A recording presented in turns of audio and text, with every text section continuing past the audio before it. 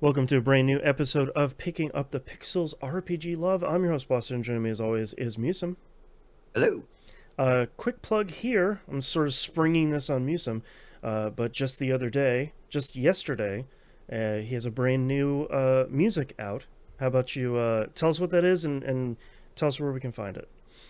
Yeah. Okay. So I released an EP called Best Wishes, featuring my new track Wish, along with two other new tracks I did.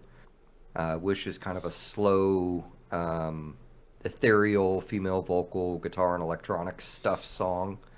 And then I got a bunch of my local friends to remix it. So if you're in the Tulsa area, you may know some of these names, and if you're not, you won't. Uh, but they're You'll find some new Red. new favorite artists though. Yeah, but we got Red Groove and DJ Robbo and Body Optics and of course my good friend All This Is Meaningless and my good friend Blackwell and Print. My did a Red Queen Kills remix. It's everyone turned in amazing remixes, and I Nice. I think all of them are worth listening to. So it is $10 on Bandcamp right now at musim.bandcamp.com, and it's the Best Wishes. It's the newest one at the top. There you go. All right, go get some good music. All right, let's dive right into it. Musum, what have you been playing this past month? I have actually played more than one or two games. Okay, I Maybe not. only played one, so Maybe not for very long, but we're okay, going to talk about them. So, starting off, I beat Avowed. okay, Um, so there are five areas, and the fifth area is a little bit more than like I thought it was just going to be a dungeon, and it was a little bit more than that. okay. They they kind of do the fifth area, and then you go wrap things up in a different area, and it has I almost want to say a typical Obsidian style ending, but I don't think I can elaborate on that without like spoiling things. But Sure. uh, it's one of those. A lot of the people you meet may or may not show up, so I'll just leave it at that. Okay. Um, Were you happy with the ending? it felt very abrupt. Okay. Um, it's I still like the game quite a bit, but with as good as that game looks, once you hit the end and they're showing you like the same style of ending we've been seeing for almost 20 years now, the still card Right. of a character and where they went, Yeah. Right. and and I don't know how you reinvent, the decision tree style ending, but there are a bunch of like dialogue choices in this game, but I don't know how much impact on the gameplay they have. It Mm. always felt more flavor text and um, like role playing your character more to me than anything. Okay. But that said, there's definitely like A and B style choices for most characters, and definitely like kind of the ending of the game. So there could be like some replayability there. Okay. Um, but I think it's going to kind of suffer from, I feel like it's gonna have the same problem Outer Worlds has on a replay, which I don't know if you've tried. Did you play Outer Worlds? I Yeah. forget. I played and I'm fairly sure I finished it, but it's been a long time. I'm like Yeah. 99% sure I finished it. Okay. Well, maybe you don't remember enough that you can enjoy it. I just remember going back and playing it and being like, "Oh, right." Like it's so kind of Outer Worlds in particular was so linear and the environments were kind of, not all that big and And it like, if I'm gonna replay a game like this, I feel like I want to replay like, okay, this time I don't want to play Sword and Board. This time I want to play a pure yeah. Fire Mage, or this time I want to play an Invisible Rogue. And like with, Yeah. for better or for worse, I mean it's kind of a double edged sword that with Obsidian's games lately, it's sort of been like, okay, I think I did the build I wanted. I got the experience I wanted. I kind of I don't feel the need to kind of go back and be like, ooh, okay, this time I'm gonna play, like Outer Worlds, like I'm gonna play a sniper this time. It's sort of Yeah. like, no, I got the playthrough I wanted. Does this feel kind Yeah. of similar, where it's like, yeah, I was happy with that? So yes and no. Like Mm. it's weird because at any point you can reset like your skill tree or your attribute points and to Oh, okay. redistribute them how you want. But what has the most impact on the gameplay is the equipment you're using. Mm-hmm. Um, and the best equipment is the no, it's been I guess it's been long enough. I forgot what it's called, but whatever the unique tier, that's what it's called. Okay. Because everything else is kind of generic stuff that's randomized. You find at the new tiers, all this particular things, but you've probably not like either A, you've held on to your unique gear until the end and you have nowhere near enough resources to even level up the gear you're using, Mm-hmm. or B, you've disassembled all your unique gear and can't get it back, so you're stuck using whatever weapon and Oh, armor setup and such you sure. have. Right. Um, so like, I don't know. They have a lot of cool things in there and a lot of fun things they think would be fun to experiment with. You know, like they have portions on the skill tree for fighting with your fists and things like that. And I Oh, could see interesting. a playthrough where that could be fun. And I have a lot of real interesting, fire skills. Like one of the ranger skills is you summon a bear, which I really enjoyed. Mm-hmm. I kind of went all over the place with it. And then I've talked a lot about the magic, but the magic tree is probably kind of the least. Like, I really like how they do the spell system, but in terms of getting a bang for your buck on the skill tree, the magic tree is kind of boring. Mm. Like, you're just making it so the spells you cast are a little higher, but, it's like the fireball, you upgrade it and it gets a wider range, and then I think the second upgrade is another wider range or costs less or something like that. Okay, And, but it's not like you know, now it's blue fire and it sticks and lasts 3 times as long. Nothing like that. exactly, Right. exactly. Now, granted, some of the high level spells have some of that stuff. Like there's this one where you summon a giant ice thing, like a ice boulder type thing, Mm-hmm. and the first time you upgrade it, it sticks around for X amount of time, and then Okay. if you take it to its level 3, then I think it just sticks around longer and does more damage. Mm. But uh, I don't know. Either way, it's a really good game. I don't know if I will ever play it again, just because I know it's like I know I'd start it up and it would feel more like a chore because the game is so much about exploration and kind of doing all these fetch or kill quests, type of Mm-hmm. stuff. Um, I just don't think the replayability of that stuff is going to be great. Right. And they don't have a save game plus either. I don't think Obsidian usually does that. But Right. that said, the writing in the game is fantastic. I don't. I talked about the skill tree or the dialogue tree earlier, and I need to look up like more of the variant stuff on it because it Mm. it almost seems like it wants you to it wants whatever you believe to be true, and I don't know if that's true, but Mm. like um I chose a large part of the series has to or of the story has to do with this entity that is talking to you in your head. Mm-hmm. Um and that is discussed early on, and you find out more and more about it as it goes, and in terms of what to do with the entity at the end of the game is a major plot point, and the entire plot really steers you towards killing the entity, and I elected to let it free despite all the evidence to the Right. contrary. I decided that pretty early, so it was kind of me being stubborn and me being like, well, hopefully, this game doesn't end in a lecture. Right. Right. uh, and it didn't, It honestly, I felt like I got a really good ending for everything. But yeah, I don't know. I think the game's also a little bit too long because it's so based around wandering around doing these very like, video gamey, like mechanic driven quests. Right.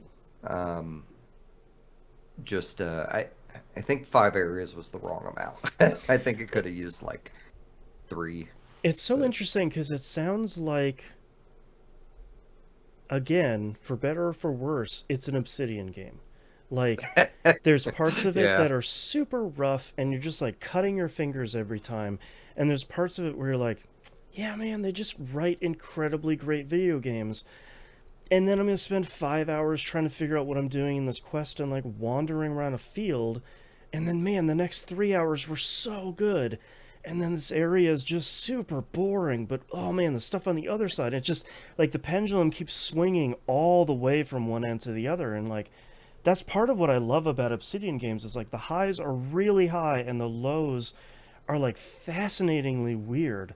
But yeah, they're still making Obsidian games after all this time, which I kind of love, and I kind of like want them to just you got that Microsoft money, you got that Xbox money, like can we like get take just one more step, like just the one next step to like maybe sand off the edges a little bit. Like I'm not saying like make an RPG that plays itself. Like that's not what I'm saying, but like just kind of like focus a little bit more and like focus more on the good Obsidian, not the I'm lost in a bog with 50% fog for 6 hours straight doing 3 quests, that sort of thing. yeah. And you know, in all fairness, like this is not a you're gonna beat this game in 50 hours or so probably. That's not Like, bad. and there's not a lot of like the only time you're really asking where to go is the treasure maps and the oh right, each area has these god artifacts, god totems. Um and so it's a little annoying to look that stuff up, Hmm. but it is I don't know. I really like this game. I will 100% be playing the sequel, but I definitely ended it and thought I am not going to play this again for a long time. Maybe in a couple years I may try it and see if I've forgotten enough of it to enjoy it again. You know, it's Right, not right. like I think one of the things that is working against it is there should be another game like this, and there I feel like no one can really think of one. So everyone says Skyrim, and it's not a Skyrim, right? Like you Right, can restart Skyrim at any time and spend 100 hours doing something completely different than you did last time, like after right, the intro. And this game, you're going to be doing the exact same things every time, but with different decisions. right. Uh, and it's very action oriented. It's very closed. Like the builds are a lot of fun. I think probably my biggest gripe is just the unique weapons needing to be broken down. Like I wish it was um like I had heard someone describe it as like Destiny meets Skyrim, and I wish Mm, like Skyrim's they aren't called uniques, are they? But the the weapons you have to do all the quests for, and you yeah. at least at one point like you could keep the blueprint for it if you wanted to make it again or something like that, couldn't you? Something weird like that. I think so. Yeah, it's been a while. Yeah. Um, I wish they had done that with the unique weapons. And there were a few like I didn't get a unique bow until like literally the end of the game, and it's like Hmm. the bow stuff is a lot of fun in the game. Like, why did you wait that long to give me that? Right. uh, but anyway, other than that, like the characters are a lot of fun. Like, there's no romance options. That's kind of The refreshing, honestly. Like I like a good romance and a lot of RPGs, and I think Obsidian again writes really great stuff around that. But I like that there's a an RPG coming out that isn't checking all the boxes of like, well, you have to have the yeah. snarky character, and this one has a demon inside of him, and here's the romance character, and like here's the one that hates you. Like it doesn't need to have all those, and I appreciate that. Oh man, like they do the character party stuff so good in this too, right? Like you have your 3 or 4 characters, and one of them was a dwarf who just annoyed the crap out of me and has the most heartbreaking backstory. Oh, of course. Oh my gosh, when you get to that dude's backstory, it's just like, holy crap, this is why you are the way you are. Right. I get it. But whenever you are confronted with a big decision in the game, which some of them are literally like, do you want to kill all these people now to save everyone in the area immediately, or do you Mm, want to leave them alive and then the plague's going to be way worse in this area? sure. Um, and when you like, that's literally a plot point in the game. And when that happens, like one of the dialogue options is ask your companions.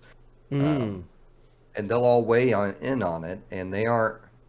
None of them will hate you for what you do. They will disagree with you. You'll probably have a discussion or an argument with them after, okay. but they're loyal to you. They are there by your side um, as you help them solve their problems. Like it kind of changes, their mentality. Like I am curious what it would be like to go through the game as a bad person, Yeah, um, and not steer your companions towards like a mentally healing path. Like right. what does that mean for them, Mm, if anything? But um, I don't know. It's a really cool game. I think just the fact that you can get it on a Game Pass and uh, it's a solid. I feel like I read online it was 30 hours, and I don't know how anyone did it in 30 hours. Like, I yeah, guess if you mainlined it and didn't really do any of the side quests, but I feel like if you did that, you would be dying constantly. Like, you right. really got to do like 80% of the content, I think, to not be angry at the game and Yeah. enjoy yourself. Um, I hope this comes out on PS5 at some point because I'm like not is in the it run. not? It's not announced yet. Hmm, But Obsidian's a Microsoft studio now, so like I feel like the yeah. with more and more Microsoft stuff coming out on PS5, I feel like there's at least a chance.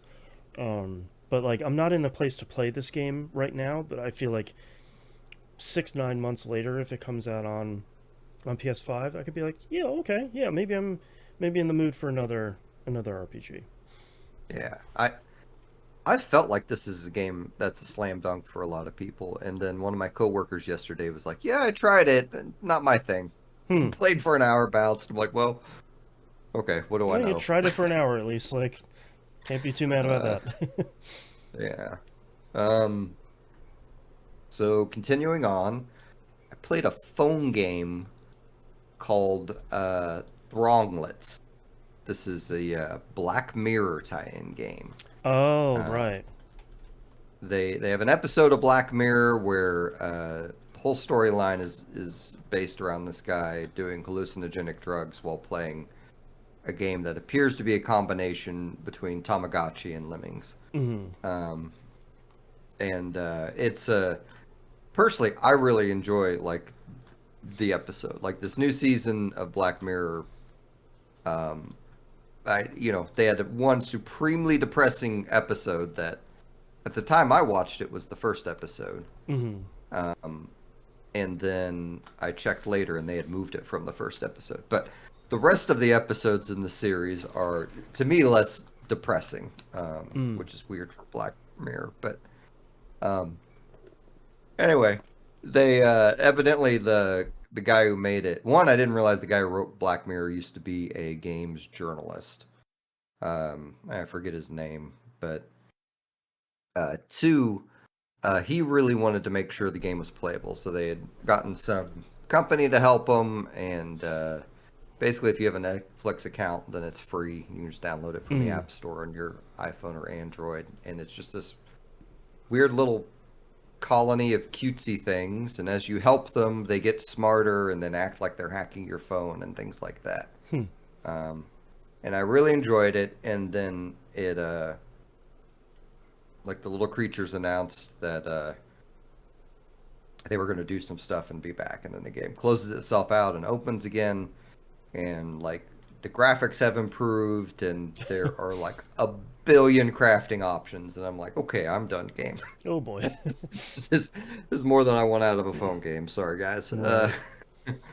Just want something, and maybe it still is a little mindless, but anyway, allegedly you can influence how they grow. Like they define their values based on your responses to what they do, and Hmm. like you have conversations and things with them. But it's a neat little game, and the episode's kind of neat because it's also kind of a not quite sequel to the oh, why didn't I write it down? Uh, Netflix did the other like kind of choose your own adventure game in the episode. Oh, that's right. I forget what that was called. I always want to say Babadook, and that is a different movie. Yeah, that's a different thing.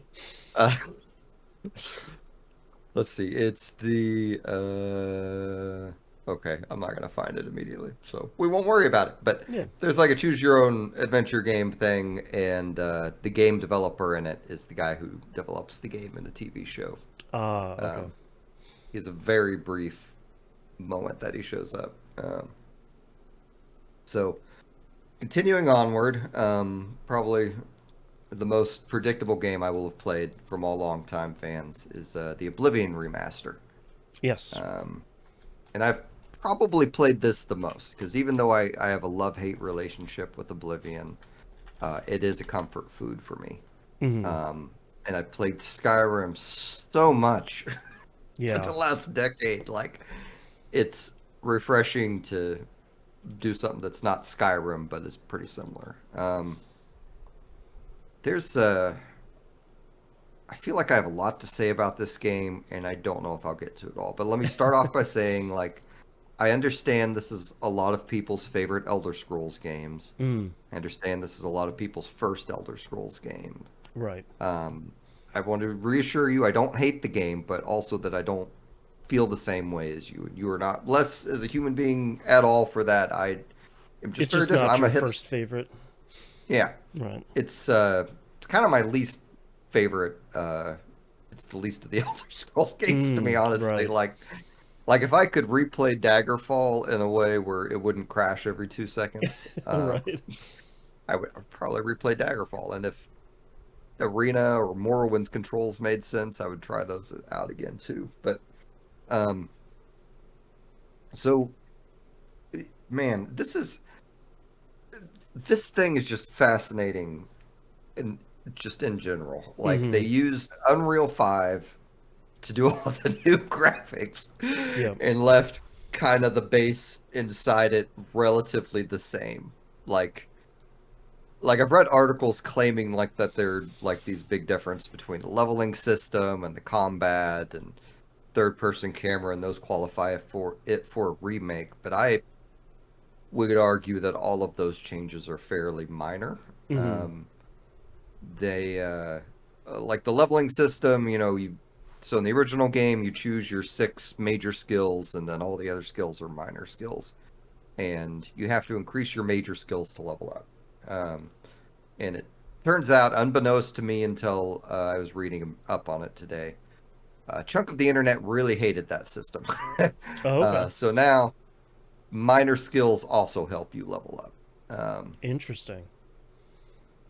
So it doesn't seem like that big a change to me. Hmm. And also, because it's an Elder Scrolls game and the enemies tend to get harder, as you level up, like, I don't know that leveling up slow is a bad thing because all your, like, your magic skills and fighter skills and stuff are still leveling up. It's just you know, your physical traits are not going up until you Oh, level up. sure. I gotcha.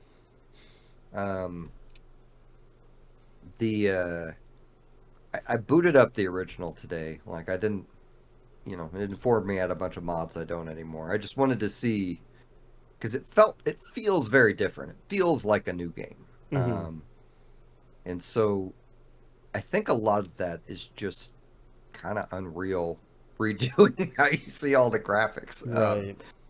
Like it's still very, it's the same menu heavy system as the old one, and the menus look similar, but they did a much better UI design, I think, with that stuff and navigating it.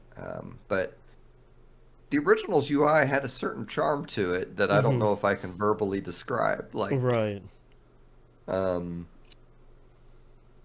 the so the main one of my main issues with Oblivion is the main story is just so incredibly boring. Like, so for me, I played them all as they came out. So the last, Morrowind was the one before this, and then Morrowind, you're the Neverine. right? You're like the dark elf messiah, and you get all these special tools, and like you meet a dweemer, a freaking dwarf, Mm-hmm. and he has like this biomech legs, and like you get all these extra special powers, and then you get to Oblivion, and hey, Patrick Stewart's the king, and he gets assassinated, and gives you the quest to go find his last son and give the amulet to him. And the whole quest is like you're just a dude. Like you Right. don't get any special powers. Once you start the actual main quest, these Oblivion gates start opening everywhere. And even people that like the game like get real worn out on the Oblivion gates. Like Mm-hmm. they are not fun. Like you're walking into this portal basically to hell where you fight a bunch of Daedra.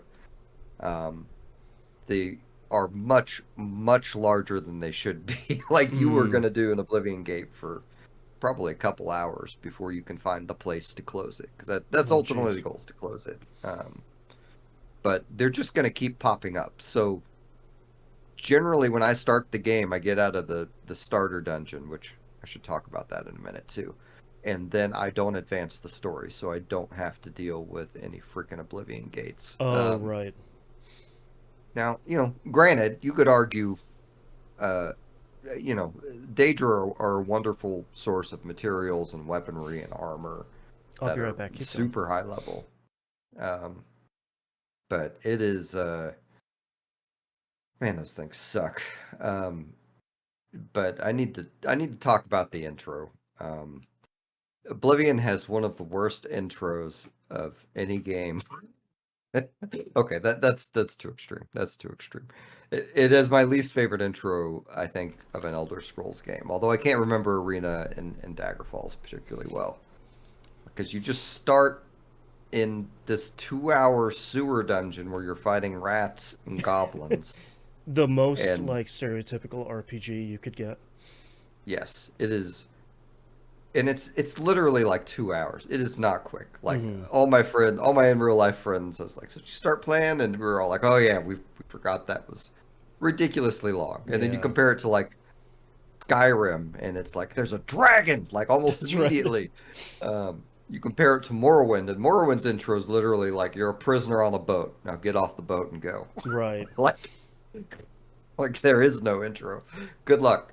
Um, so it's but anyway, that said, like it's nice not to have I forget what they call it. I always want to call it the Radiant Quest system, but I think that's another game. I'm glad it doesn't have the Skyrim continually generating quests for you thing. Like that Right. is I a think relief. that was called Radiant. If it's not for that one, I think they called it that for something else. But it's the same idea, I Okay. think. Okay. I always think I'm using the wrong one because I start thinking of Radiata stories. Right. Um, Right. but I don't know. Overall, I've already put 10 hours in this thing. I still enjoy the game. Mm-hmm. Like It's still the Oblivion. Like, yeah, the Dark Brotherhood quest is arguably the best Dark Brotherhood oh yeah. quest of any game.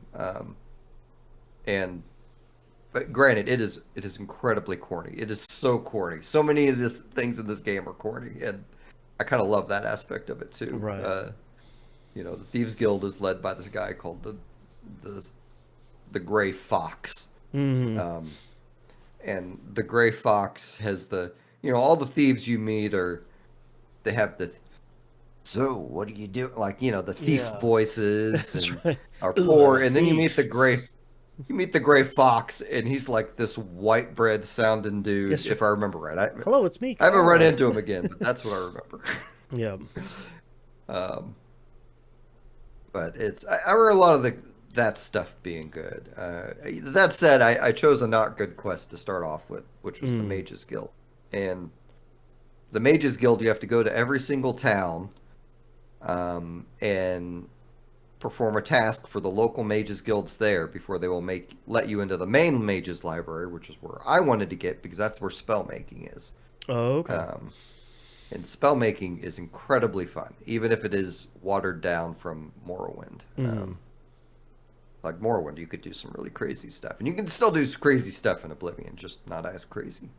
Um, but anyway, I still really like this game despite my love-hate relationship with it, and Right. we'll continue playing it on and off for a long time, I'm sure. Nice. Um, and then the last game I played, which I don't know, you may have too. I didn't get very far. Is Clair Obscura Expedition 33. Yes, I have also started that. That's the only. So I've spent ever since it came out. The only thing I've been playing has been Blueprints, which is sadly not an RPG. It's an incredible puzzle game. People should go play that. But I did also start uh, Expedition 33, and I'm maybe an hour in at most. I'm sort of past the intro and into the first area where you get your second party member, and then they kind of start taking the wheels off a little bit. Um, I do want to give one piece of advice for people though. If you're interested in this game, I'm not going to talk about the intro to the game. I knew nothing about the story of this game whatsoever, and the end of the intro hit me like a Mack truck. Like, if you can go into this thing as blind as possible, you really should, because that is a hell of a way to open up your game, man. Uh, so I 100% agree with you. Hmm.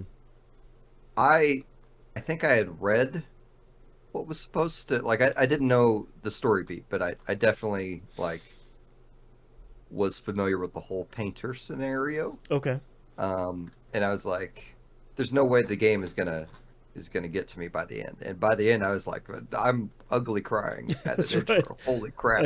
And like, I gotta say, a huge part of it is the incredible soundtrack. Like from minute one, this soundtrack is.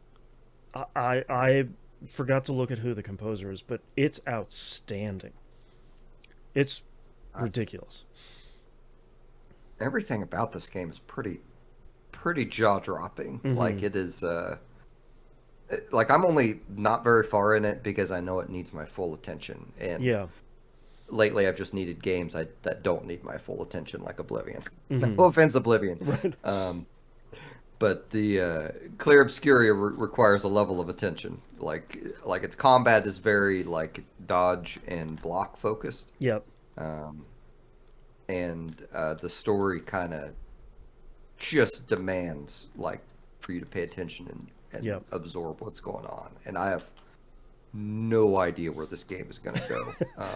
I'm like from every 5 minutes, I'm just like, oh, this is the game. Nope. Oh, this is nope. Okay, we're done with that. This has to be nope. Okay. All right, let's just Yeah. let's just roll with the punches, I guess. And it's really interesting because it starts off with like you walking around, you get a battle tutorial, and you're like fighting this like teenage girl that's following you around. Um, and the battle system, like Musum just said, it's very focused on like doing perfect dodges and perfect parries, and you cast a spell and you get to do three like Lost Odyssey is probably the thing that people will know the most, like Lost Odyssey style QTE things to do a little bit more damage. Um, and then like right after that, you basically do. It didn't hit me until I finished it. You basically do like the Chrono Trigger intro of like you're walking around a festival and you're talking to a bunch Mm. of people and oh, let's fight on like a battle thing and let's do inspiration for my painting and stuff. And I was like, all right, this is pretty neat. And then like a whole bunch of story stuff happens, and the game sort of turns from what it looked like before, which was really outstanding, to something that I think manages to look even better. Kind of once you're off on the expedition, it's just the whole thing is so fascinating from so many regards of just like they've made something that looks realistic and otherworldly at the same time. And Yeah. I thought it was going to be, like Lost Odyssey or like oh god, those RPGs that I always loved and I forget the name of. It's the Francis Bacon ones. Shadow Hearts. Um, Oh yeah. like I thought it was like that, where it's like, okay, the majority of what you're doing in battles are really managing the QTE and managing the dodges and stuff. But the thing that I think I was surprised by is like your character to a small amount, but the first character you get once you are kind of off on the expedition is basically like, all right, she can do 6 different status effects with 4 different elements, and they all do. And if you do this to that, and I'm like, wow, okay, I gotta, okay, there's immediately the developers really trust you to want to dig into the battle system, and it's not just I'm fighting a random thing. I'm just going to attack a whole bunch and then do a perfect dodge, and it's never going to touch me. It's like, no, you got to pull out your gun and shoot its weak spot to do half of its health, and then hit it with lightning and fire and light, and then by that point, the battle is pretty much over. Um, it's it's pretty wild in a really positive way. Yeah.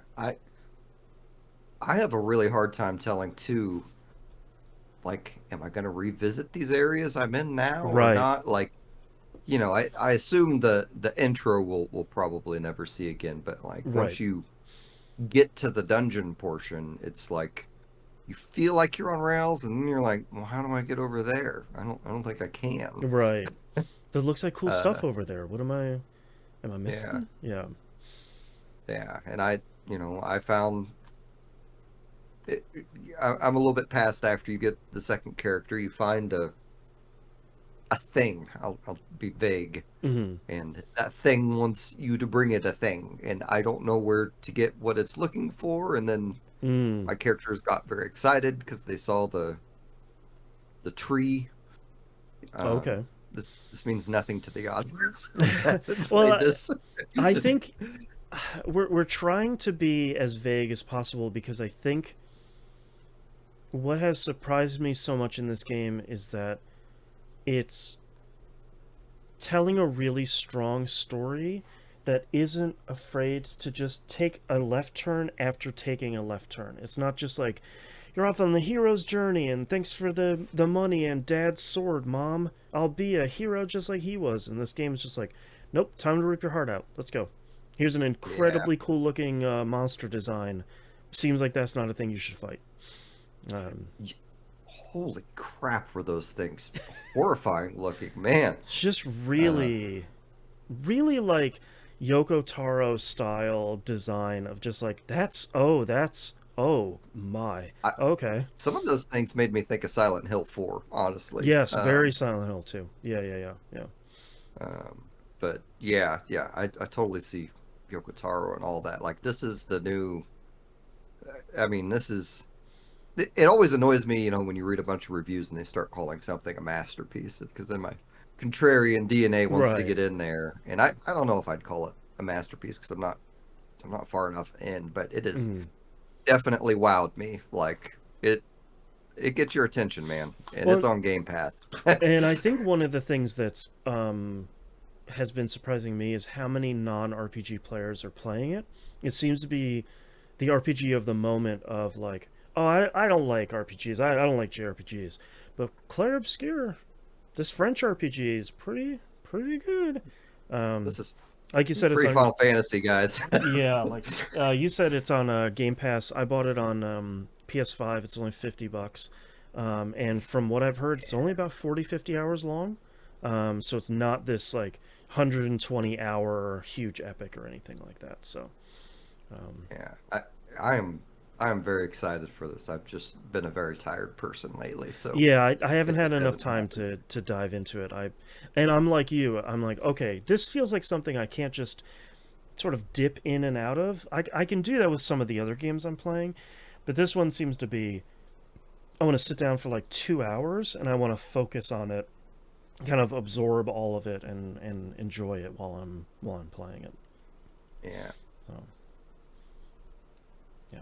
Well, I don't know that I have anything else I can say Yeah, about this, I don't but either. Like, tune in next month for more, because we're just barely scratching the surface here, but it seems really promising so far in a way that kind of has floored me quite a bit.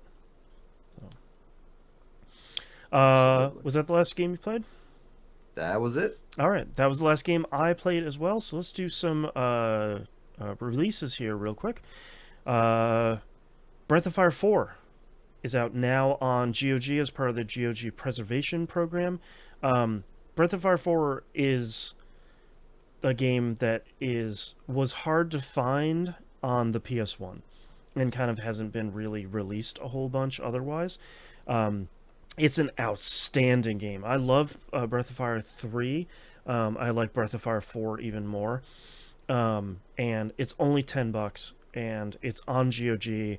It they sort of there's a little bit of there were some small issues when the game launched, sort of graphically. They put another graphical style in there, like right away. That's basically here's how the PS1 game looks, which I appreciate because it has really outstanding pixel art. It's kind of a late era PS1 game that I think looks so good.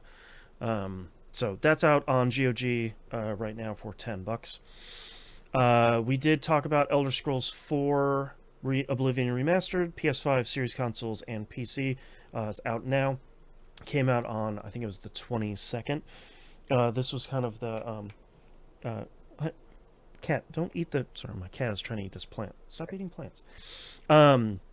This was kind of like the worst kept secret for a really long time, and it dropped one day. So that is out at the moment. Fantasy Life I, The Girl Who Steals Time, comes out on May 21st, PS4, PS5, Series console, Switch, and PC. This is the sequel to the 3DS much beloved Fantasy Life game that kind of smashes together kind of a life sim and with like a kind of action RPG. So like you can think of something like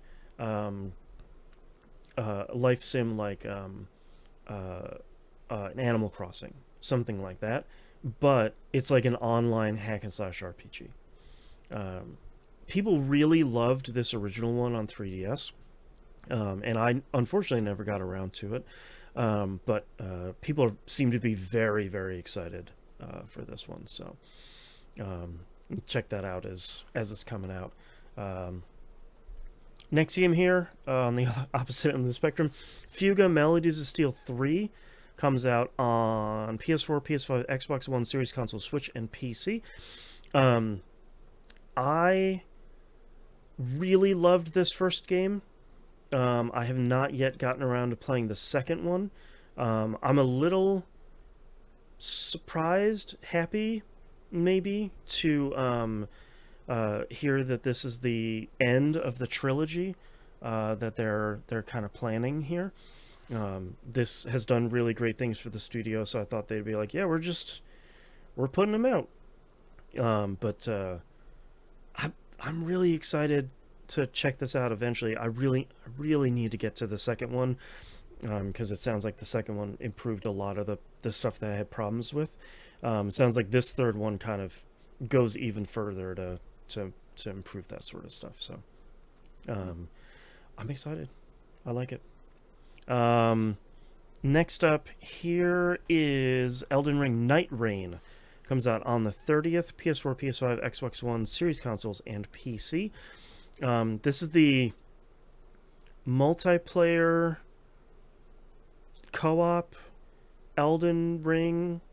I don't know if it's a sequel. They call it a survival action game here in this trailer, with I think up to 3 players. Seems really interesting in a way that I kind of respect From Software, being like, yeah, man, look, put out like 5 or 6 of these really beloved, super hardcore single-player RPGs. Gather your friends for a brand new thing. I'm like, yeah, wait, what? So I'm really interested to see where this goes. Just from like seeing people play it and seeing people do this like 3-player co-op thing, and I have a lot of questions of like, how big is the world during a run? How much do you keep from run to run? How punishing is this? Like, how much of a From game is this? Even if it has co-op, so we'll have to see. Are you interested in? I know you kind of didn't stick with Elden Ring for the whole thing, but are you interested in like a co-op Elden Ring? If I had the time, maybe. Mm-hmm. Like if I had the time and friends whose schedules align with mine, because Right. that was my favorite part on Demon Souls was the co-op aspect. True. Right. And I don't think I ever got to play multiplayer on Elden Ring. A lot of my foray into Elden Ring was to try and understand why everyone was saying this was the best game ever and would redefine open world games forever. Right. And I think they were just I think that was the wrong choice of words on their part, but that's okay. We can Right. agree to disagree, and I will just respectfully not play these styles of game. Right. Honestly, I was, they require time, and for me to develop a skill to play it. And once I'm yeah. developing a skill in a video game, I don't want to play it. Like I'd rather Right. go practice guitar or something. Which is then that's not mean to sound derogatory. Like Yeah, it's not it like a is a skill judgment. you are developing in the game, and it is Right. impressive. You know, like Right. Yeah, and like it's interesting because I have a group of three that we play games every Thursday when our schedules allow, um, and it seems like this would be a really great game because we're always on the lookout for like 3 player kind of co-op games that we can play week over week and kind of sink our teeth into. Um, but I'm with you. Like I think part of the appeal and part of the fear that I have of Soulsborne games is you're going to get your teeth kicked in for a while and it's going to feel really great to get better, but you're going to have to get better. And it seems yeah, like, as we're staring down something like FBC Firebreak, that seems like it's more conducive to playing with a group of people and kind of starting off strong enough but getting better over week over week. But maybe this isn't really my jam too well much. the multiplayer aspect really does like there's certain things in the Souls games that I've noticed that kind of throws it into easy mode. And Mm. multiplayer in all of them, or at least I played I'm not gonna remember the names now. I played Dark Souls and I played a little bit of Bloodborne, sorry. Oh, right. And I did not experience multiplayer in Bloodborne. That game was Right. too hard for me. But um, the first one, why can't I remember the name of the first one? I just said it a minute ago. Demon Souls. Uh, Demon Souls, thank Yeah. you.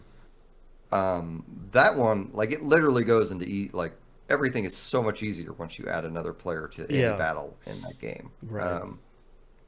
So it's I'm sure they balanced this game for 3 players, but I bet it would be enjoyable. Now, Yeah. I don't know what the price tag is for all three of you to buy the game and play it, or if it's something that's on PlayStation Plus or Game Pass or something. But Yeah, I just looked it up. It looks like it's $35 or $40 depending on where you're getting it. I didn't see if it was on Game Pass or PS Plus, so keep an eye out for that if you're interested in this. But um, that's also kind of a concern about of a lot of these games. Is like, okay, well, I have my 2 friends and we're not like getting free codes from Bandai Namco or anything, so it's $120 total for us to get in, and like that sort of means that we need to stick with it for a while because I don't want to spend yeah, $40 and then play it one week and be like, nah, I don't really like it. Like that yeah. feels a little bit rough. So I I mean, don't, I don't know. I could genuinely see like something like that being a fun thing to play with people that you play game with regularly. But Mm-hmm. yeah, you need a demo or something, Yeah, yeah, to find out if you're really gonna like it. right, And ideally, a demo you can play with them. right, yeah, 100%. All right, and the last releases we have here, shockingly, I didn't realize it was so close. The Switch 2 comes out soon, allegedly on May 5th. which is wild. Oh, I thought it was June. Yeah, I don't. I'm. Let me double check here. Switch to launch date is coming out on June 5th. Okay, sorry. I had a whole there was a whole list of games here that were going to come out on Switch 2 launch, and apparently the thing that I was looking at had their dates wrong. So we'll talk about that next month. But there's a kind of, as of now, there's kind of a pretty good grip of RPGs that are coming out on Switch 2 launch. So I'm expecting there'll be more and more stuff added here as the date gets a little bit closer. But we'll talk about that next month.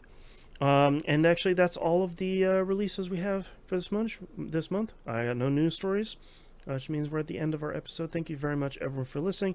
Check us out, pickingupthepixels.com. Musum, where can we find you online? You can find me on my link tree at linktr.ee/John Musum, JOHNMUSIM. But more than that, go to Bandcamp, musum.bandcamp.com. Check out the new album, or the new EP, sorry. You can find all my stuff over at campsite.bio/Jansten, JANSTEN.